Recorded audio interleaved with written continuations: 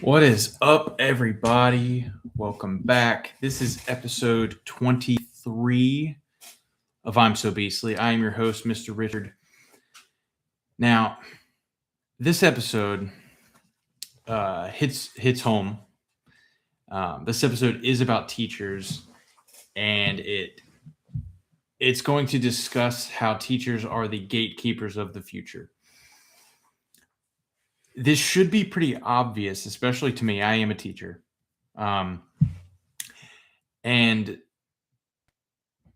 it's one of those things, like if you haven't really thought about it, it may not be something that you will ever think about, because it's just something that we're so used to. Kids go to school, and they're with their teachers, and they go home, and then they live their lives. But do we actually think about how much power teachers actually have? Right? And even as a teacher, I never really thought about it. Man, my hair's going wild right now. But I never really actually thought about it until last week, and it hit me pretty heavy, because the amount of power in regards to the future that teachers actually have is absolutely insane. And this connects to some of my previous episodes. And one thing that it definitely connects with is, if you believe that you can do something, you have a much better chance of doing it. If you believe you can't, then chances are you're probably going to fail more easily than you would if you thought you were capable of it. And this goes hand in hand with the topic today. So, by teachers being the gatekeeper of the future, teachers will see some teacher throughout the line. They're going to see every single child that comes up. Barring some outliers, of course.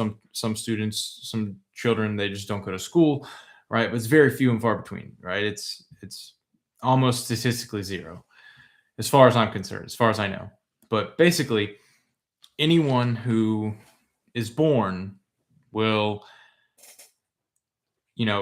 come in contact with different teachers. And so their life is going to be affected by the teachers that they have. Now, there's multiple ways that these teachers can affect their lives. They can affect them in a negative way, right? They can be bad to them. They can tell them they can't do something. They can be too hard on them. They can, make them doubt themselves and really make them shut down. Like you can have teachers that maybe inadvertently ruin lives, right? It's happened before. Or on the flip side, you could have a super positive experience. You can do this. You can do anything you want. Oh, you're great. You're going to do anything. You're so smart, this and that. And so those positive comments, they can have a directly positive impact on the student. And so, how the psyche works, how the mind works, is if you have that negative thought, like we talked about, then chances are you're not going to be as good at a certain task as someone who thinks, that they can do it, all other things constant. Now, that's where this becomes interesting. That's where this gets actually kind of serious. Teachers can manipulate the future. Whether we believe it or not, whether we understand it or not, we manipulate the future, right? There could simply be a kid that you don't like, and all of a sudden you grade them more harshly than any other student because you just don't like them, right? They might be just as smart as the next kid, but they need to do more to get the same grade, right? And unfortunately, you see this way too much, right? You don't really see it at my school because my school is rubric based. So it's just like, do this, you get it. Do this, you get it. Right. but there are some schools, and I know for a fact um, my let's just say I just don't know if they would want to be mentioned on here. That's why I'm hesitating. But let's say, okay, so um, a friend of mine had a class in college, and they were to write a paper. They'd been getting good grades on everything in the class. So they were to write a paper, and it was a opinion-based paper. They made their opinion, they stated their case, they wrote their paper, and they got a 20 on the paper. The reason they got a 20, and it was essentially verified throughout the rest of the course, is because they wrote their paper from a different viewpoint than the teachers, the professor. So this is a college course, and this professor is giving out poor grades to people because of their viewpoint, right? Because of their point of view, they're getting bad grades. It had nothing to do with the quality of the work, right? So they get like a 20 on it, and then they decided, hey, okay, I'm just going to write everything from their viewpoint, the rest of the semester. And they did that, and they got good grades, got far better grades, A's, B's, whatever. And so it has nothing to do with the quality. It was solely based on, I'm trying to make these people think the same way I do. And if they don't, then they're wrong, and everything they do is bad. Right? That's a bad teacher. That is a bad teacher to try to manipulate someone's mind. Okay? Manipulation of the mind is not what a teacher should do. A teacher should get someone, give them the tools to find answers. Okay? You can teach them how to find knowledge, and you can teach them facts. But if it's not facts, you should not be trying to teach them opinions. You should be teaching them how to form their own opinions, and then giving them credit for doing so. You should be teaching them how to question things properly in a productive manner, but you should never try to teach someone opinions, right? Teaching them to form their own opinions, to find their own opinions, to question their way to their own opinions is far different than trying to force your opinions on someone and make them become their own. That is a bad teacher. Okay. But by doing so, especially if you get someone who's easily manipulated, right? You get a student who can't necessarily think for themselves yet. So if you get them at an early stage, before they've learned to think for themselves, before they've learned to question things properly, before they've learned to really understand what they're capable of, you're doing them a disservice, and you are potentially ruining their entire life from that point on, because they're not going to really know how to maneuver their own mind, right? So if you're teaching them how to only believe what you believe, you're not teaching them how to understand themselves, right? And that is a bad teacher. And if they don't understand themselves, then they don't know how to properly move through society. They don't know how to properly move through their own life. They don't understand how things work, how they work, right?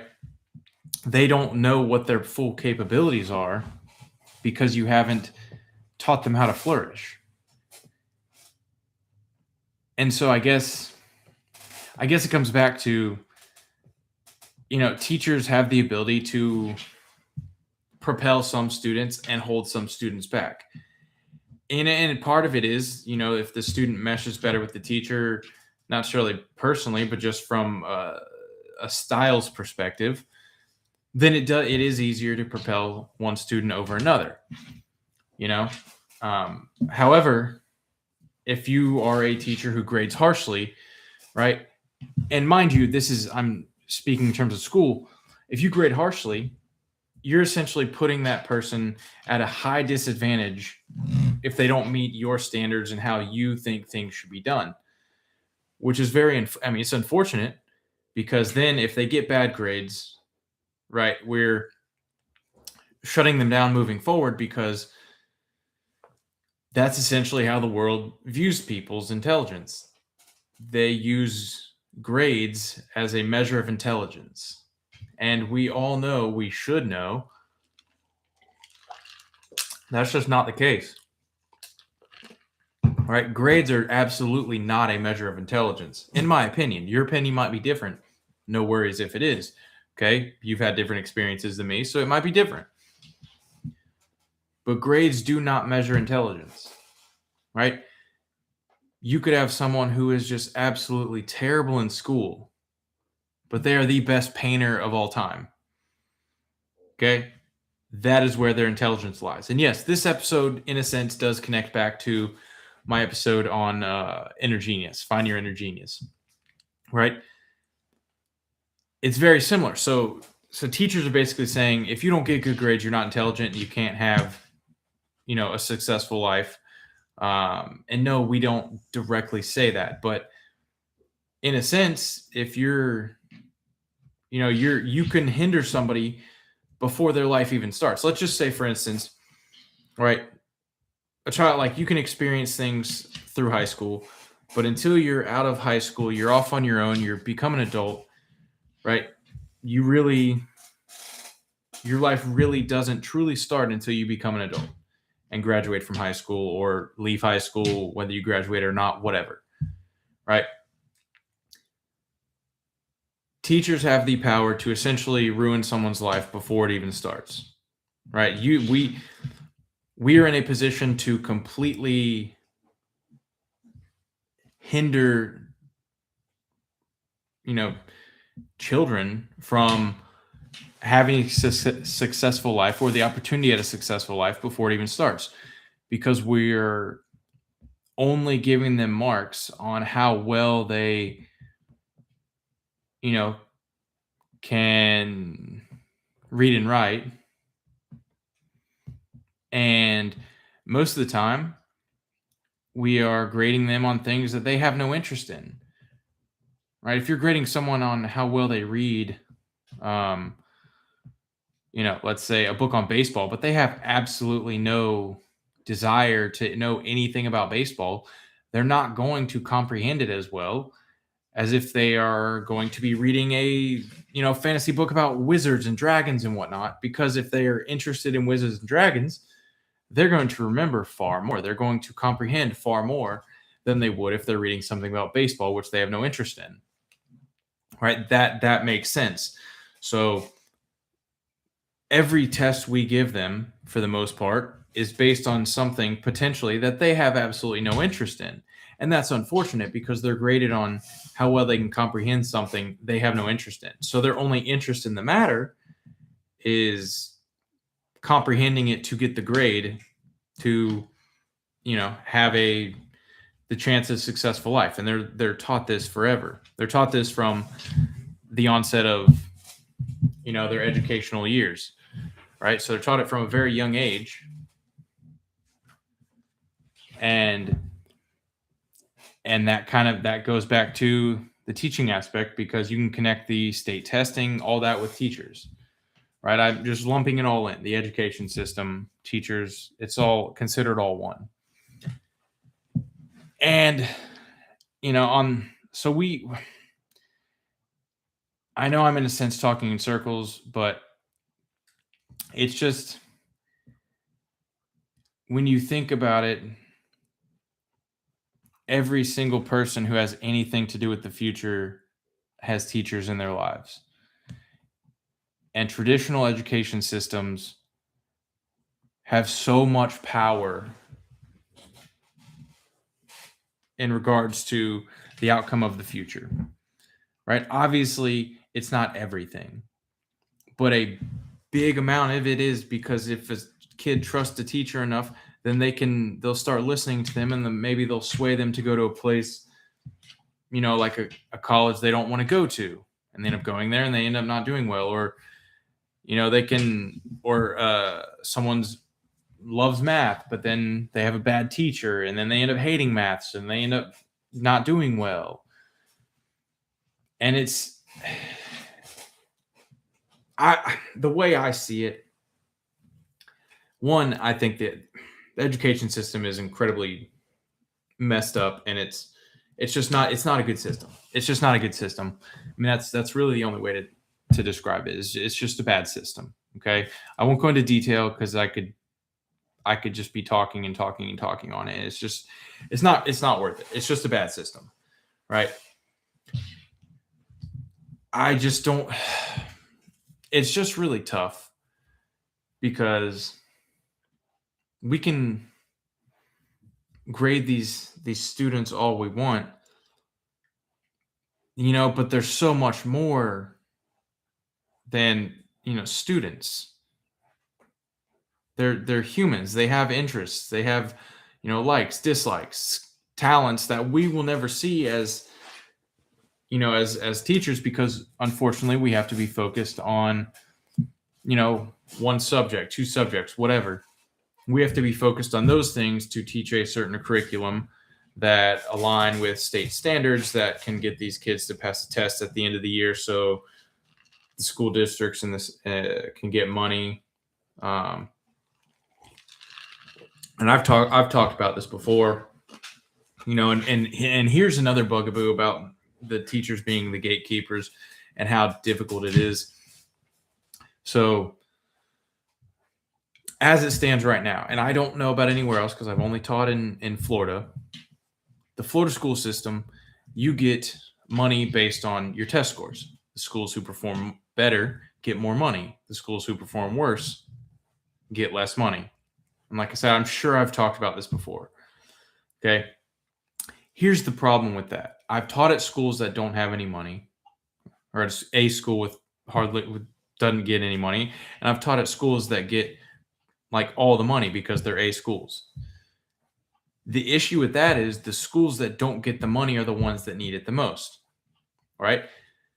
No teacher is going to purposefully have their students fail a test to get more money. So, and I love being at a school that gets the money, that has the resources, but I've been at a school that doesn't have resources. And so I can relate to the ones who are at schools now that don't have resources, right? Here's my comparison to help you understand a little better if you're not in the school system. Okay. My first school I taught at I had like 3 massive whiteboards in my room. I had a smart TV with, it was like 75, 80-inch smart TV. I'm drawing on there with a pen, magic pen, doing my thing. I think I had another TV in there as well. And I had 3 massive whiteboards, right? Like, I think they were like 12 by 5 whiteboards, something like 10 by 5. So, I mean, they were big. And so that was my first 2 years. I had that in my classroom. Then my second school, my third year, and I'll come back to that. So the last 2 years, last year and this year, I've been at a school. I have 2 Apple TVs in my classroom. I have 3 whiteboards in my classroom. The Apple TVs are like 70 inches a piece. I mean, super nice setup. Great setup.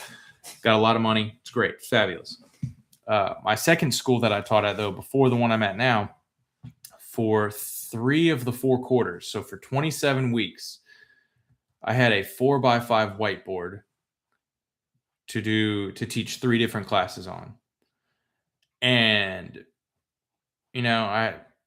it might have been more, effective if my classes were back to back, right? So I taught 2 6th grade math classes, 2 7th grade, and 2 8th grade. All right, cool. But the 6th grades weren't back to back. The 7ths weren't back to back. The 8ths weren't back to back. And, that's just kind of how it had to be at the time. And so I didn't even have a chance to keep anything up. I had to rewrite everything during the transition of the classes.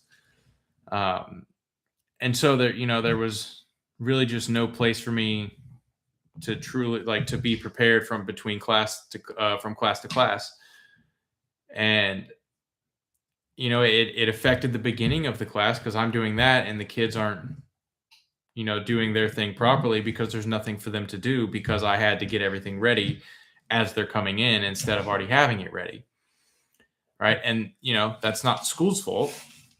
It's the system's fault for not giving them the proper resources. In the fourth quarter, I finally got a proper whiteboard. So now I had two. So one I could have up like what each grade was going to do, and then on the bigger one I could do my lessons. So it ended up working out better.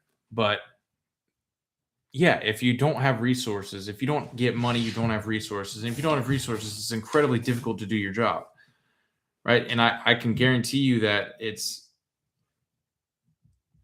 essentially, it's like, to put that in perspective, it, it's basically like a contractor, right? One person has to do all the work by hand, and another person gets to use AI and graphing calculators. That's the difference. And that's no exaggeration. Yeah, that's pretty much it. It's doing math by hand or having AI do it for you. It's basically the comparison I would give from the resources at the D school I worked at the time and the A school I'm working at now. And I don't know. This is 4 years ago that I worked at the other school, so things might be different now. But it was in Florida, and the AC kept going out. So in the month of April and May, classrooms were about 85 degrees and humid. So what kind of learning can be done when it's that hot? It's almost impossible to focus, even as a teacher, even as an adult, understanding temperature, understanding my body, understanding those aspects. It was incredibly difficult to do anything, right? But we had no money. And so right there, the system, like I said, I'm lumping all this together: the teachers, gatekeepers, the system, the school systems, the system. And you can see it, you can feel it, does not actually care about the kids the way they should. If they actually cared about the kids, then one of two things would happen as far as money goes. Money would either go to the schools that don't do as well, and so it would be reversed. The schools who do the worst would get the most money to help bring them up, right? Because the good schools, they already have the resources. They don't necessarily need, more, right? They already have the resources to perform. Okay. So the money goes to schools who don't do well, and the least amount of money goes to the schools who do well. Because I can guarantee you, once again, right, teachers get rated on student performance. At least part of our grade is on student performance, right? No teacher is going to do bad on purpose so the school gets more money. It's just not going to happen. Okay, it's just not going to happen. Because if you truly care about the kids, you're not going to do them a disservice so you'll get more money to the school and the county. It's not going to happen, right? So either do that, give the money in reverse, or what would make the absolute most sense is to just give every school the same amount of resources, the same amount of money. Because then it doesn't have anything to do with the actual resources themselves. It has to do with the desire of the students. It has to do with the quality of the teachers. It has to do, everything becomes constant at that point. For the most part, everything becomes constant. If you have the same money, you have the same resources, then it just becomes who's going to do it better.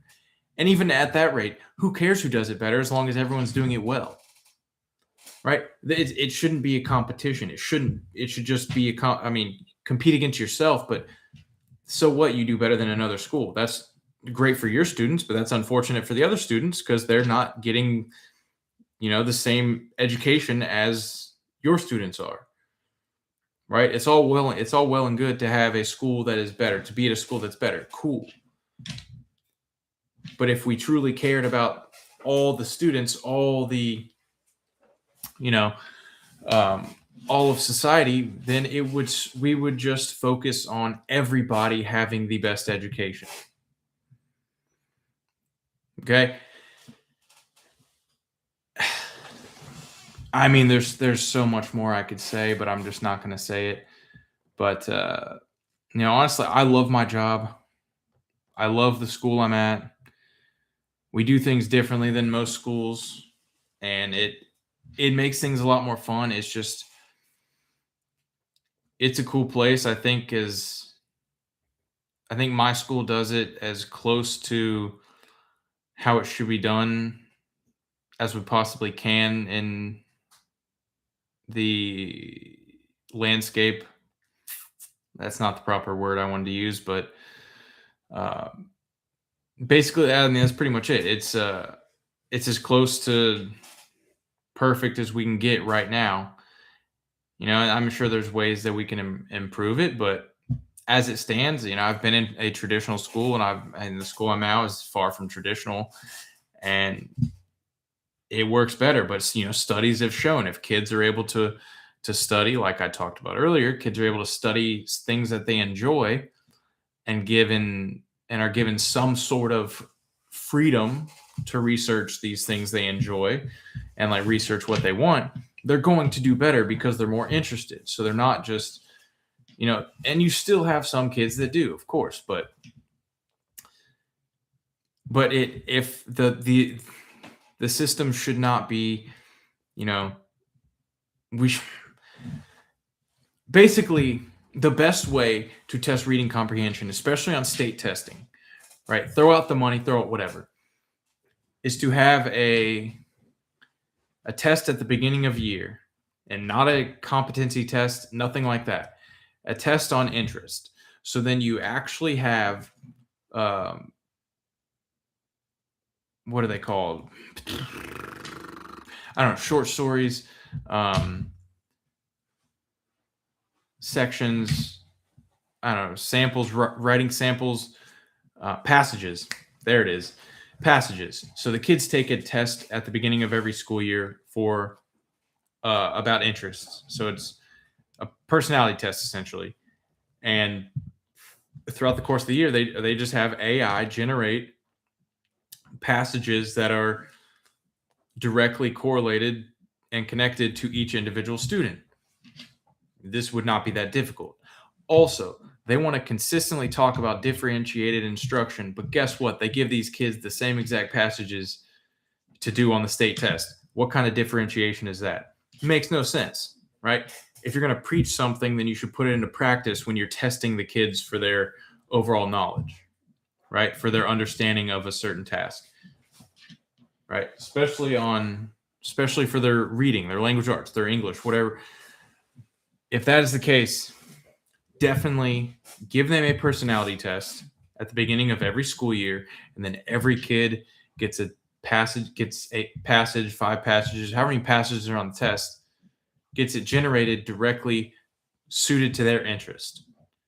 I can guarantee you the scores would skyrocket as a collective if they started doing that. I mean, it can't hurt. I can't imagine it would cost that much. I mean, even if it did, I think it'd be well worth it to see that it isn't necessarily kids falling behind, it's the lack of interest. It's the lack of interest. They also need to, and okay, now we're on the topic. We're doing the kids a disservice by telling them they can't use certain calculators on math tests. All right. I understand teaching kids how to solve problems. I understand teaching kids how to set up problems. But here's the thing. They want to do everything to connect math to the real world. Well, the real world, these kids have every piece of information pretty much ever acquired in their pockets at all times. It's called a smartphone, right? And on these smartphones, everybody knows they can answer anything immediately. So you do need to know some information, but we need to evolve the education system to accommodate society and how it's advancing. It's so far behind. It is so far behind. right? What is actually occurring, the advances in technology, the advances in society. It's just the social advance. It's just the education system is so far behind and it's ridiculous. And honestly, it's like it's way too um, strict. I mean, when in the heck in the real world are they going to be like, oh, sorry, guy, this question you have to answer it for work. You have to get it correct. You have to do it, but you can't ask anybody for help. You have to do it by yourself. Can't ask anybody.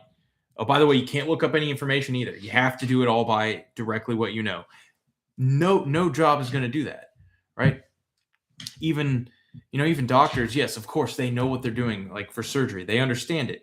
Okay, so they're going to go in, but if they're probably going to look something up beforehand to refresh themselves, even if they know it 100%, right? And they have tons of other people in there assisting them along the way. So yes, they have to know a great deal of information, but they're not doing it alone. Okay, investigators, cops, they're not doing it alone when they try to solve crimes. Astronauts, they're not doing it alone. Athletes, they're not doing it alone. Okay, even individual sport athletes, they have coaches, they have, people on their team, they have nutritionists, they have physical fitness trainers, whatever, right? They have all these things. They're not doing this stuff alone. Nobody in the world, I don't care, they can say they did it all by themselves. Nobody does anything all by themselves.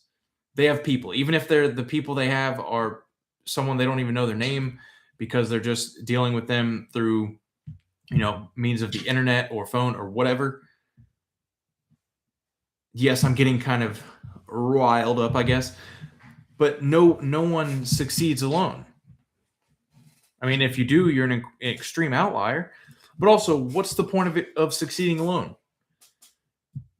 Right? I mean, I just don't see the need for this. I don't see the need to hinder students, to make it seem like the state is doing something proper. There's just no point. Right? There's no point for these tests, these teachers to hinder these students in a way, because I I just don't know why the system and the teachers would not do everything in their power to make life easier on the student, to give them the best education that they possibly can. Right? It's too much memorization now, and it's so frustrating.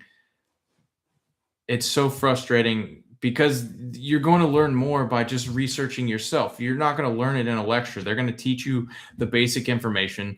You're going to retain just enough to take some notes and take a test, and then you're going to forget it because you don't actually give a crap about it, because you haven't actually, done the research yourself. You're not interested in it enough. And then you finally, when you do become interested in this information, you're going to look it up more and you're going to remember it more. Right? That is what teachers should be now. We should be guides. We don't need to be, we shouldn't be teaching at them. We should be, working with them, guide them to the water, right? Or whatever. Teach a man to fish, that whole thing, right? Give a man a fish. Okay, that's essentially what we're doing, giving them the knowledge to pass the test. That's giving the man a fish. Okay? Teach a man to fish, right? Teach them to do the research. Teach them to ask questions. Teach them to understand how to find the information. That is how we can actually benefit these kids. That is how we can provide the greatest future for society, for Earth. That is how we can propel, everything. Essentially, teach them how to be better. Don't teach them just memorization. That's why most schools are failures, regardless of their grades. Grades are not a measure of intelligence. They're just not. It's not. I mean, I've met people who are D students. I know for a fact I'm more intelligent than people who got better grades than me in school. I know this for a fact. Right?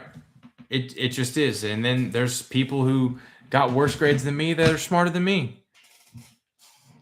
Right? Obviously, it's not a rule, but it's grades do not measure intelligence.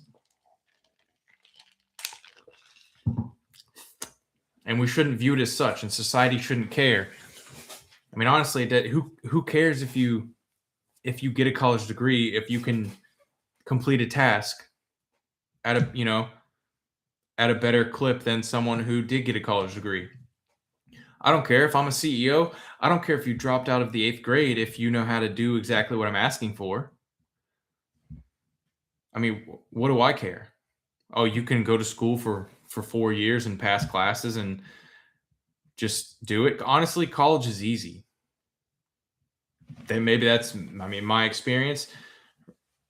All right, college is easy. Basically, you show up, it's the same thing. It's mostly memorization, and yeah, you write a couple papers here and there, but that's basically it. It's not like you can learn more on the internet by researching yourself in far less time for far less money than you can going to class and learning. Because unless you're fully engaged, unless you're fully asking questions, unless you dig deeper than what you're taught in class, you're still essentially being taught, for the most part, for the test that you're going to take to pass the class, to move on to the next level, to eventually get your degree. Why? Because the better that students do in a professor's class, it looks better on them. And then it looks better on the university, and the university gets more money if it's publicly funded. It's all about, and so it's all perception. Perception's reality, right? It's people think that an institution is good because of certain things. Like it. Oh, the education system is frustrating because it has so much potential, but it's not reaching hardly any of it. And the signs are there, right? The tools to be great are there, but unfortunately, it just has not caught up to where it should be at this time. But that is my rant, I suppose. That's what we have. This has been episode 23 of I'm So Beastly. I'm your host, Mr. Richard. Please like, subscribe, all that jazz. It really helps us out. Or don't. Honestly, that's up to you. It is what it is. Thank you for joining me. I appreciate you for taking time out of your day to spend it with me. So thank you there. If you do, now granted, this was a different type of episode, but if you do like what I talk about and want to go deeper with me, granted it's fiction, but my 2 books will be in the description. If you're on YouTube or elsewhere other than Spotify, the names will be there. The links will not. I don't know how to do that. But if you are listening on Spotify, the links are in the description. You can check out my books, Winston Feathersby, I'll let you know how it goes, and Dream Journal. If you want to email me, my email is mrrichardwrites@gmail.com. But yeah, we will catch you next time. Ta-ta, kittens.